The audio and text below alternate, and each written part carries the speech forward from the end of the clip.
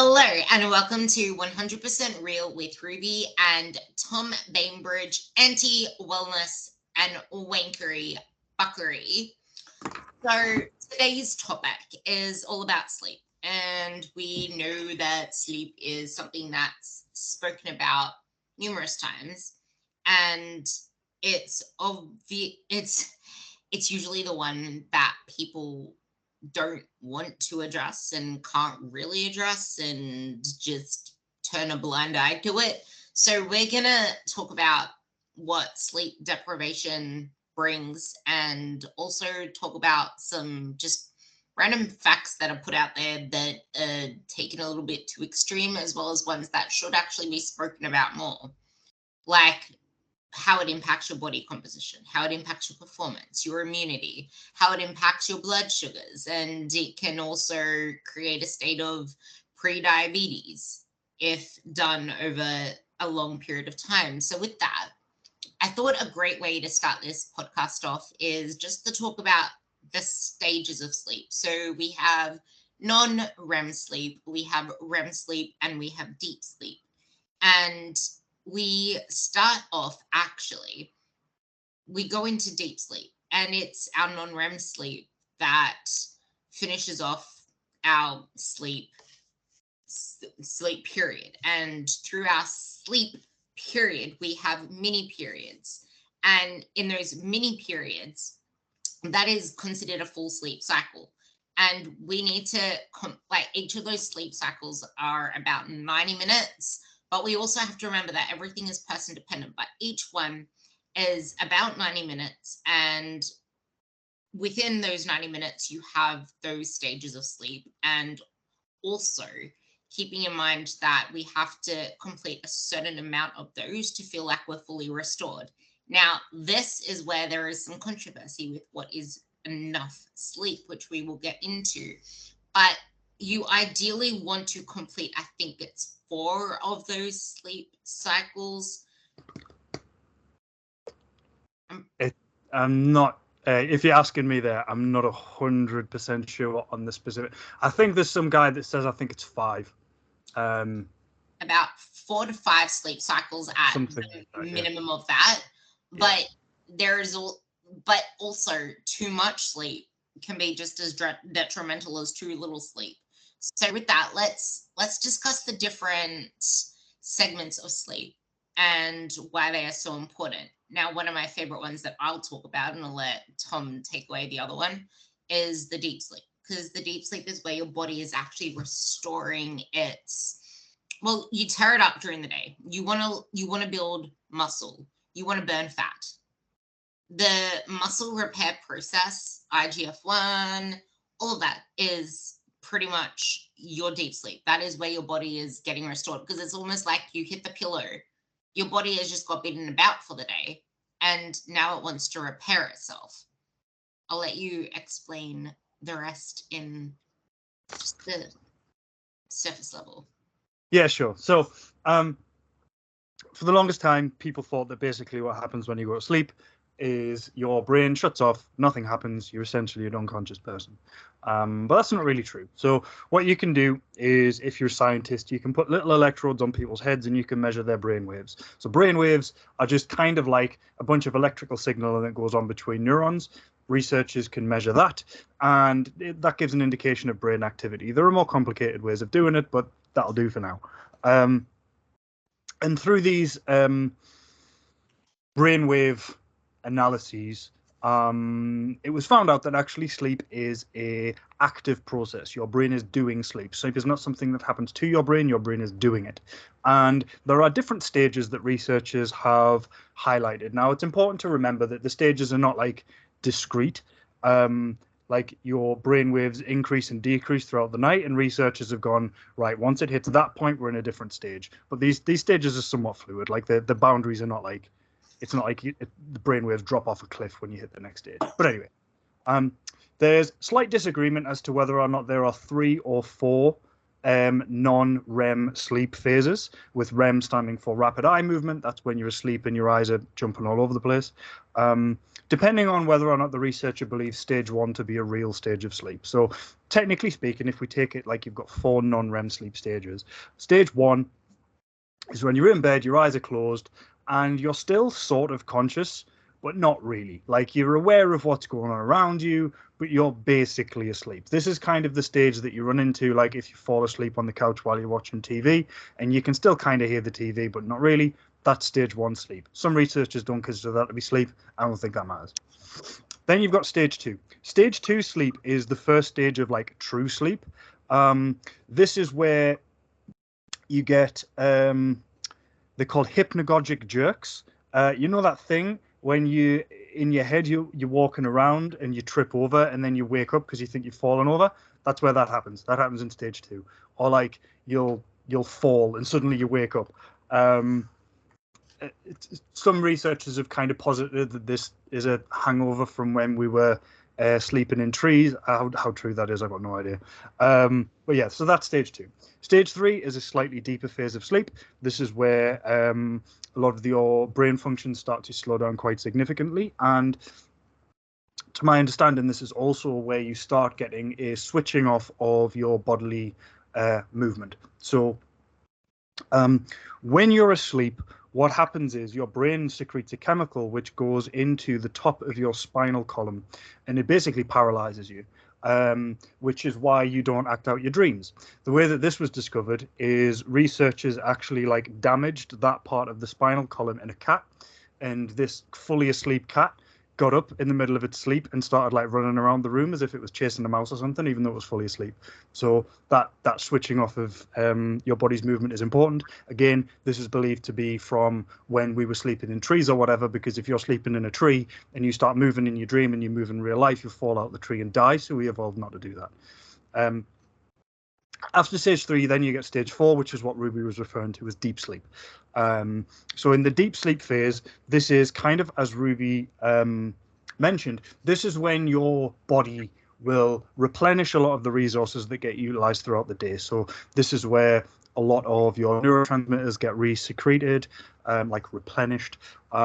It's also where, so during the day, I think we mentioned this on a recent podcast, in your brain, you use a lot of energy, of course, because you're awake and your brain requires energy. And throughout that process, it gets a buildup of something called adenosine. What adenosine does is it binds onto adenosine receptors, and that creates something called a sleep pressure. This is why you feel really tired after you've been awake for a really long time. Caffeine actually blocks those receptors. That's how caffeine gets rid of tiredness. So during stage 4, all of that adenosine gets cleared out so that you wake up feeling refreshed the next day. That's why stage 4 sleep is so important for not feeling like a bag of shit when you wake up.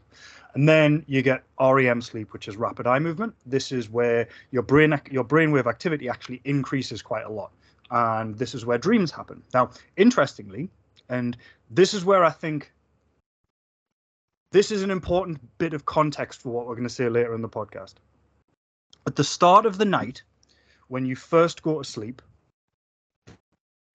and these cycles, as Ruby says, at the start of the night, they're about 90 minutes long. Towards the back end of the night, they're a little bit shorter, and there's individual variation. So your sleep cycle might be 100 minutes, mine might be 80, but it's all about 90. At the start of the night, your sleep cycles have a relatively greater proportion of stage 4 sleep. So the few sleep cycles that you experience throughout the night are the really restorative ones. Throughout the night, as you progressively go through more and more sleep cycles, you actually get less deep sleep and you get more REM sleep, which is why you tend to wake up from dreams in the morning. Because you're experiencing more of those dream sleep stages around about the time when you would wake up anyway. And that should also get your little noggin jogging, thinking about how actually what that means is if I miss that last stage of sleep, I'm probably still going to be pretty restored because I've done most of the restorative sleep in the first half of the night anyway. And I think that's important for what we're going to talk about in a bit. But yeah, that's the basics of sleep architecture. Yeah, and I also want to you might have heard of the glymphatic system drainage and the glymphatic system. That part of the whole adenosine clear out process also happens there, but our brain accumulates a shitload of toxins while we're awake, and that's what also gets cleared out in the deep non-REM sleep. So that is actually something that you need to help ward off Alzheimer's and dementia, because that is why your body has this natural process of clearing that out. And when you're awake, epinephrine and norepinephrine stop your brain from being able to use the lymphatic system, whole kind of thing there. So talking about now the impacts of not getting enough sleep, obviously we know that if our sleep is deprived, it has an impact on our body composition. And this is because if we are especially in a calorie deficit, we are going to lose a greater proportion, about 52% from muscle and only 48% from fat. It's around about that. So it's about like 60 to 40, 55 to 45, about that. So I would say sleep should be your number one priority, and you should ensure that you have a great environment for sleep if you're putting yourself into a calorie deficit. If you are wanting to build muscle, it is also very important because you actually want to put on muscle, not put on fat. And the reason it makes it really hard to petition the nutrients and to build muscle is because, like we just mentioned, your body isn't able to repair the damage that you're doing to your body. Your immune system is going to be shot, and muscle building and muscle repair is an immune process. And there's this thing called, like I mentioned at the start, with the pre-diabetes kind of phenotype that you end up, obesogenic phenotype you end up developing. It's because your blood sugars aren't able to be regulated properly. So there's a study that shows us that essentially after 1 week of short sleep, your blood sugar levels are disrupted so significantly that your doctor would classify you as being pre-diabetic. So our regulation of blood sugar, if that isn't regulated, you're going to be craving the very foods that are going to increase your blood sugar. So that's just creating this circle jerk of I'm craving high sugary foods, high fat foods, high calorie foods because my blood sugar is high. So you're just feeding this loop of feeling like trash. You're going to feel tired all the time. You're going to feel like you're, what's that word? Like you know, when you're like really tired but wired, you're going to feel tired but wired most of the day. And there's also studies that show that you can overeat up to between 200, 300, maybe even more calories at each main meal from sleep deprivation. And a lot of that is coming from foods that aren't really productive for your goals. They're going to be high calorie, high fat, high sugary foods, which again feed the cycle. And the worst part about this is those are the very foods that are going to disrupt your sleep. So now you're creating a feedback loop where what you're consuming is going to interrupt your sleep, and then you're going to have shitty sleep, and then you're going to wake up feeling the same way. So it's kind of really important to be very aware of that, because that's the feedback loop that you're putting upon yourself, which is why it's really important to prioritize high fiber foods, a lot of veggies, a lot of lean proteins, hydration. I'll let you take away the rest. Next point. So I think it's really important to place hold on. It's really important to place a lot of the sleep research within context. So the research, for example, that finds that if you're in a calorie deficit and you're sleeping poorly, then you will lead to worse body composition changes than you would do if you weren't sleeping well. That is the case, but it's important to remember that in that piece of research, the participants weren't exercising. And it's almost certainly going to be the case that if you're sleeping badly while also training really hard, a big chunk of that difference is going to be mitigated. It's also important to keep in mind that when we're looking at, for example, research on a lack of sleep and deregulation of blood glucose, the same is true. And something that I say a lot is that if you exercise regularly, you can get away with a lot more than you would think. And that is not to say that sleeping poorly is not a problem. That's not to say that getting insufficient sleep is just not an issue. But it is to say that we need to be really cautious about how we interpret sleep research on health outcomes if that research is being done in inactive participants when we train. So it might be the case, for example, that if you sleep badly and you train hard, you get worse results than you would do if you slept badly and didn't train. Than if you slept well and trained, but you're still going to get reasonable results. It's not the case that if you're sleeping badly and eating well and training hard, that everything just goes to shit. That's just not how that works. Another point that I think is really important to keep in mind is that a lot of the findings of broader scale research, so when we see that bad sleep is associated with this health outcome or that health outcome, that comes from observational research that relies on self-reported data. So in other words, what that means is that people are telling the researchers how much they sleep, and this is then being correlated with worse outcomes. Now, there's a person that I really respect on the internet called Hank Green. He hosted SciShow for a really long time on YouTube. He helped me do my biology parts of my degree. His content's really good. He's a science person, and he has suggested something that he is called Hank's razor. So we've all probably heard of, I think it's Hanlon's razor. That which is presented without evidence can be dismissed without evidence, or that might be Hitchens' razor, whatever. A razor is just it's like a logical shorthand that you can use to get rid of hypotheses that don't really make sense. And Hank's razor is, if something can be explained by socioeconomics, it's probably socioeconomics that makes the biggest part of the difference. It's not means it's all of it, but it's some part of it. And so something that I think is really important when we're looking at research that indicates that bad sleep is associated with bad outcomes is the fact that people who sleep badly for a reason, and people who sleep well probably have circumstances that facilitate good sleep on the whole. And so while it might be the case that us health promoting people, we get good sleep on purpose because we know the health benefits, and we avoid bad sleep because we know that that's not good for us. A lot of the time, people who are sleeping badly, they're sleeping badly because they're overworked. They're sleeping badly because they potentially have other lifestyle factors that are a bit negative. So maybe they stay up late because they're drinking a lot. They stay up late because they're really stressed during the day, so they want to watch TV and wind down, and so they're undersleeping for that reason. And a lot of these health outcomes that are often attributed directly to sleep, that attribution comes primarily from observational research that doesn't properly factor in all of these additional factors. Now, again, that's not to say that sleeping badly is not a bad thing. But for instance, when we look at health outcomes, kind of as Ruby mentioned early in the podcast, it's not the case that bad sleep is bad and more sleep is always better. There's a curve on a graph that basically looks like a tick. So in other words, short sleep is really bad for your health.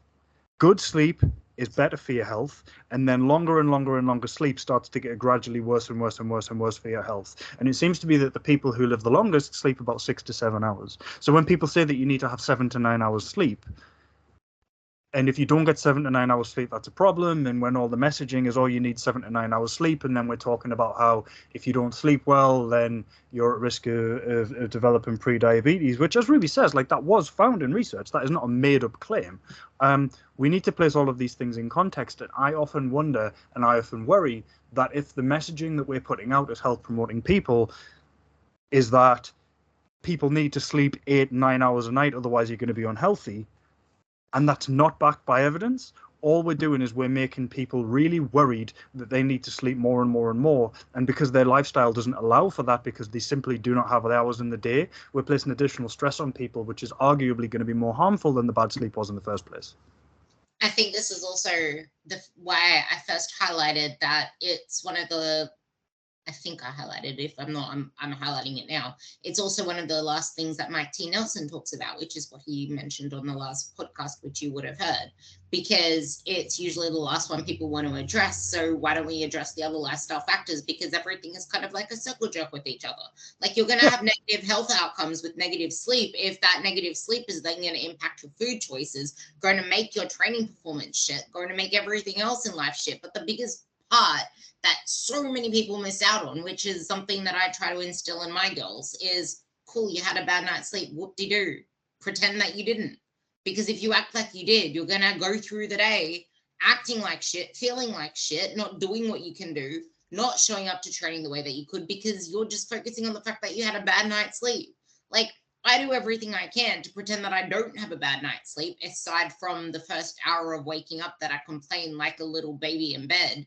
But other than that, I like, that's because that's me just waking up. So I take an extra hour to wake up if I had a shitty sleep. But then I just pretend that it never existed because I have shit to get done. My training is important. My food is important. And if I let it impact the rest of my day, that's then going to impact the next night's sleep and the next night's sleep.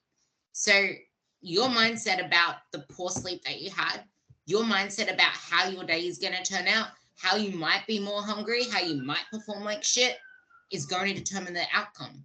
And I say this with PMS as well. If you think that you're going to start craving more sugar, more carbs, more chocolate because you're going into your period, then that's exactly what you're going to crave. If you make yourself crave chicken, you'll probably crave chicken, because as soon as I see someone eat friggin' charcoal chicken, that's my craving. Like, you can believe yourself into these things. And I think this is really important with all these friggin' devices that are coming out, not just for sleep, but for all health metrics. If you let those devices tell you that you had a bad night's sleep, so now you're going to perform poorly, or that you should do restorative work and become this fragile flower because your watch tells you to become one, then that isn't helping the process. And yes, you will lose muscle because now you're not training as hard because your watch told you not to train as hard. And that's going to be the outcome every single time that you sleep poorly. But another thing to keep in mind with everything that Tom said, yeah, but cool, if you have one night bad sleep, that isn't as bad as a whole week of sleeping 4 hours a night. And there's also the fact that you could be in bed for 10 hours and still have really poor quality sleep and have the same outcomes as someone that slept 5 hours, because time in bed is different than actual sleep quality. And if that 10 hours of sleep was brought on by copious amounts of alcohol, that's just an extreme example, then you weren't really sleeping. You were just a zombied out monk. But that's just another thing to keep in mind. But then, like, there are so many different ways that you can also optimize your sleep. I'm going to talk about some and I'll let Tom take away the rest. The first one is there is one way to wake yourself up really well in the morning that I figured out, and that's getting really damn bright light into your eyes. Because if you can't get sun because the sun's not out, just get bright light shining into your eyes. It's the first thing I do when I wake up. I wake up, walk into the bathroom, turn my ceiling light on, and I stare at it for like 2 seconds, and it kind of wakes me up. And then I wash my face with cold water. Get yourself into a morning routine that you stick consistently with, because your body is going to love that. And expose it to daylight. If you can't expose it to daylight, expose it to a light. I would say expose it to a light, but then try to get daylight later on, which I need to get better at. But I'm kind of blessed in the fact that I have windows all around my room. So I get blessed with daylight in the morning. Try to get activity in the morning as well. You can take out the rest of the day. Yeah, as I say, I just want to follow up on the light thing, and then I'll let you continue. So I have one of them as well. So I've got a Lumi SAD lamp that I have on my desk. It's probably the most wellness wankery thing that I do.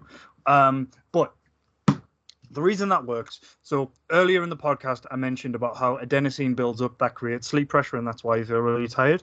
The other reason you feel really tired is because of your circadian rhythm. We've all heard of the circadian rhythm. It's a thing that controls like sleep, wake, and hunger, and all that bollocks. Well, your circadian rhythm is trainable. The reason we know this is because if it was the case that your circadian rhythm was fixed and it never changed, if I, who live in England, moved to Australia, where time is basically flipped, I would never, ever grow accustomed to being awake during the day because my circadian rhythm was set in England. But that's not how that works. How it works is your circadian rhythm can be trained through a part of your brain called the suprachiasmatic nucleus, which has these special receptors in your eyes. So there's these special receptors in your eyes that don't do vision. We know this because congenitally blind people have this effect as well, so they can't see, but this actually works for them too. And what the special light receptors in your eyes do is they send a signal to this little part of your brain that goes, "Ooh, it's daylight. It's time to wake up. Get awake. Get awake." And if you live outside of like ideal conditions, like around about the tropics, for some part of the year, you're probably going to have to wake up when it's still dark. I live in the north of England. For a decent chunk of the year, it doesn't really get like daylight here until about 9 a.m.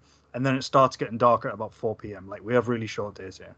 I think in the depths of winter, it gets light at like 10 a.m. It starts to get dark again at about 3:30.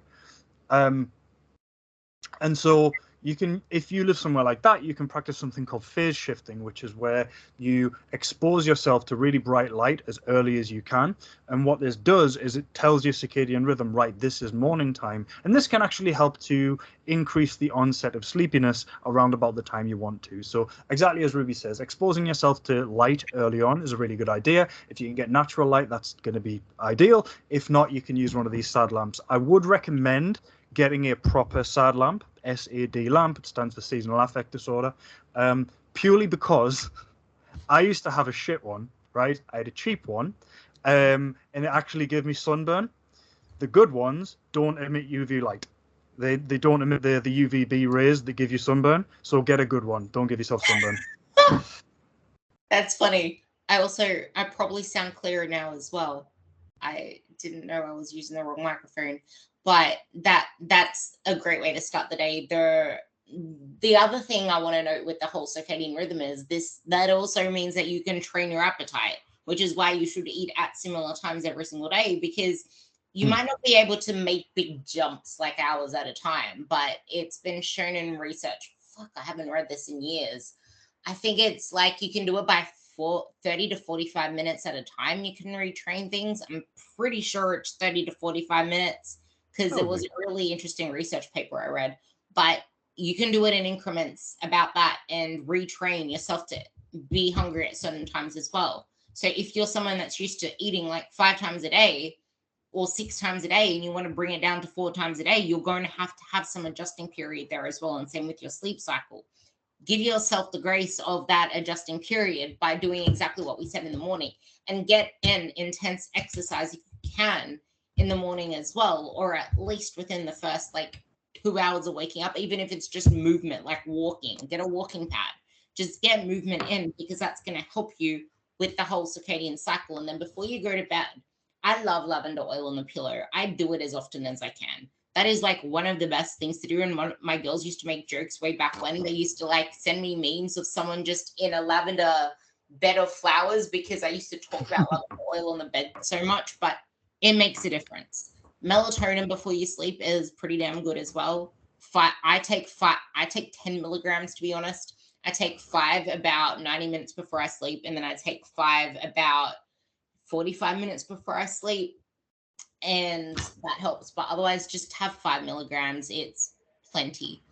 And I would also suggest getting a really high quality magnesium. Go for magnesium bisglycinate. Get it off iHerb. There's California Gold, any of those. Magnesium glycinate, great before bed. Great for muscle relaxation, great for brain relaxation and everything else. But it's a great way for me to sum up supplements to help you with sleep and everything else to improve you with sleep. Anything else that you want? I mean, like, I know there's lots of stuff that you're supposed to do that improves sleep. Now, I don't know if this is just me. I'm very, very open to the idea that this is just like a natural privilege that I have, but I've never struggled with sleep. I sleep really deeply. Like, if you want to wake me up, you have to put a bit of effort in. And I can usually get to sleep quite quick. With that said, there are some things that I do on purpose. So I'm a nighttime showerer. I get a shower before I go to bed. Otherwise, I feel disgusting, and that doesn't help. It's probably a comfort thing. Like, I could come up with some reason why that works, but it's probably a comfort thing. Is it a hot shower? Yeah, yeah. That helps. So the hot shower actually reduces your core temperature, which helps you sleep at night. So don't do cold baths and cold bloody bullshit. Have a hot bath. It actually helps you with your sleep. Continue. Yeah, I've heard that before. I don't know how. Yeah, I've heard that before. It Yeah, helps. so I do that. So I have a shower before I go to bed. I also brush my teeth before I go to bed, as you should do. So in other words, I feel clean before I go to sleep, and that helps. Um, when I train, I always train early. So I train early morning. Regular exercise is associated with improved sleep. Sleep within exercise within about an hour of going to sleep can disrupt it. So train as early as you can. If you can only train in the evening, that's fine. That's better than not training. But train as early as you can. I try not to eat anything within about an hour or so of going to bed, just so I'm not like full of food when I get to sleep. Some people find that helps. I don't. And the only thing that I actually do is I have something called a music cozy. It's basically like a headband with little earbud things in it. So it's like having headphones on, but comfortable, and it covers your eyes. So it's like a night mask with earbuds in, and I just put some white noises on something, and that's always helped me get to sleep. I don't know if that's a real thing or just because um, so I used where I grew up, our house was probably about 50 yards away from a motorway. So I always had like noise outside. Like I've never slept in a really quiet environment. Um, and That makes sense. so now I live somewhere like I live in the middle of an estate, so it's actually really quiet on a night time. So yeah, I have some white noise on just because I like having a bit of background noise on or a fan or That, something like that. that's actually backed as well. And that's exactly why I sleep the way that I do. I need to listen to a podcast before I sleep because growing Yeah. up, like literally up until probably year 8, even year 7, it happened. My dad used to read me to sleep. So I need to No. have people talking in the background. Like it can't Yeah. be bright because it needs to be just like people talking about mundane stuff. It can't be exciting. It just needs to be like reading a book because that kind of mimics what my dad used to do. So I listen to a podcast before I sleep. And I sleep most of the time unless I get high and wired, not from doing free and whatever that thing's called. What's it called? I have no Weed. idea. Not from doing weed, but high from freaking like just stimulating myself. I I mean, usually weed fall. would definitely help you sleep, to be fair. Oh, whoops. Well, then I got it wrong.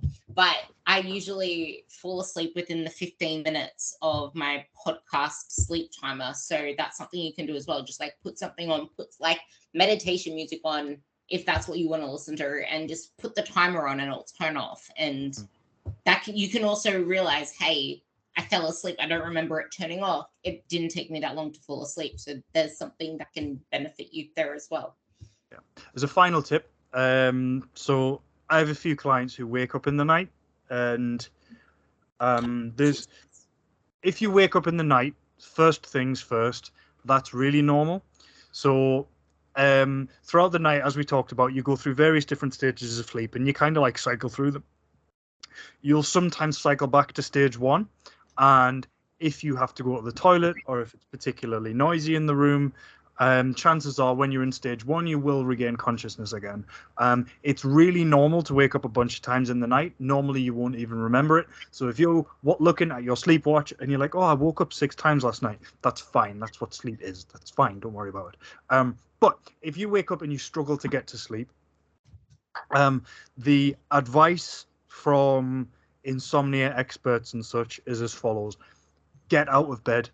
If you wake up in the night and you can't get back to sleep, do not lie there and try to get back to sleep, because all that's going to happen is you're going to get frustrated, and over time you'll develop an association between bed and that place that I lie frustrated, not being able to sleep. So get out of bed, go into a different room, sit in fairly dim lighting. So we have a lamp that we got from IKEA and a light bulb that we got. So we're talking about 12 quid's worth of things here.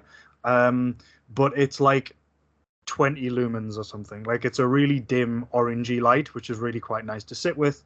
And you can sit and write down the stuff you're thinking about in a notepad. This serves two purposes. First of all, you're sitting there in a non-stimulating environment doing something that's non-stimulating, which means that your brain can relax again. And as soon as you feel really sleepy, you can go back to bed and you can go to sleep.